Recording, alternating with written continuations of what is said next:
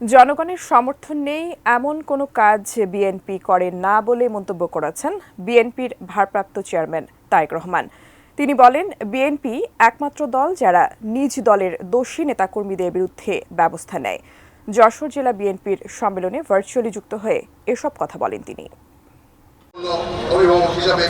দীর্ঘ ১৬ বছর পর শনিবার স্থানীয় কেন্দ্রীয় ঈদগাহ ময়দানে যশোর জেলা বিএনপির দ্বিবার্ষিক সম্মেলন হলো।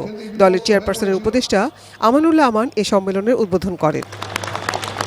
সম্মেলনে ভার্চুয়ালি যুক্ত হন বিএনপির ভারপ্রাপ্ত চেয়ারম্যান তারেক রহমান। প্রথমেই তিনি বিগত আন্দোলন সংগ্রামে যশোর জেলার নেতাকর্মীদের ত্যাগ তিতিক্ষার জন্য অভিনন্দন জানান। আন্তরিকভাবে শুভেচ্ছা এবং ধন্যবাদ জানাই।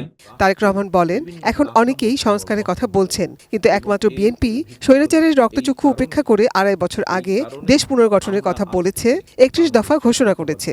Vision hot and cool AC 4-ওয়ে সলিনয়েড ভালভ টেকনোলজিতে হিটিং ও কুলিং দুই মোডেই কাজ করে সমানভাবে। Vision hot and cool AC.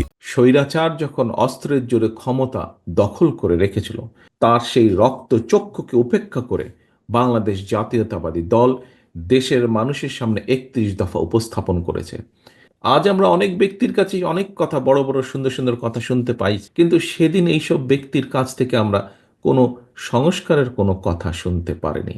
BNP অন্যায়ের সঙ্গে আপোষ করে না মন্তব্য করে তারেক রহমান বলেন, বিভ্রান্ত হয়ে অনৈতিক কাজে জড়িয়ে পড়া নেতাকর্মীর বিরুদ্ধে ব্যবস্থা নিয়েছে বিএনপি, তাই কোনো অপপ্রচারে বিভ্রান্ত না হওয়ার আহ্বান জানিয়েছেন তিনি। বিএনপি একমাত্র দল যারা কোনো ডিনাইলে থাকে না, অর্থাৎ আমাদের ভিতরে যদি কেউ অন্যায় করে তার বিরুদ্ধে আমরা ব্যবস্থা গ্রহণ করি। এই উদাহরণ একমাত্র বিএনপি দেখেছে। এটি বাংলাদেশ জাতীয়তাবাদী দল এবং অন্য দলের সাথে এটি হচ্ছে অন্যতম সবচেয়ে বড় পার্থক্য।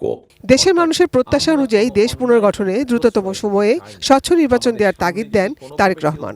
অন্তর্বর্তীকালীন যে সরকার, এই সরকার যার প্রধান কাজ হচ্ছে দেশের মানুষের প্রত্যাশা অনুযায়ী একটি নিরপেক্ষ স্বচ্ছ নির্বাচন উপস্থাপন করা বা উপহার দেওয়া দেশকে। Nazia Afrin, ATN news, Dhaka. মনোযোগ সহকারে যত দ্রুত